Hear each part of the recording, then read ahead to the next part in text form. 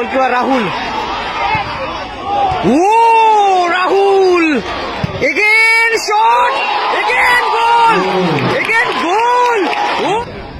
Shubhashis blue এফসির হয়ে খেলছে, এক্সট্রা আছে। শুভাশিস তারও খেলে এক্সট্রা আছে।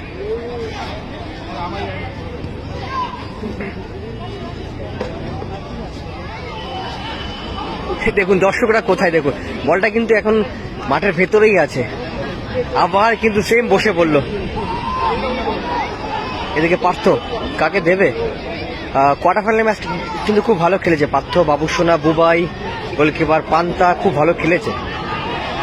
একটা ভালো টিমকে কিন্তু হারিয়েছে, মন্টাইদের কিন্তু হারিয়েছে টিমটা। ও মিস পাস হয়ে গেল, আবারও পলাশের পায় বল। পলাশ কোথায় রিলিজটা করলো, কিভাবে রিলিজটা করলো? এদিকে গোলকিপার রাহুল। ও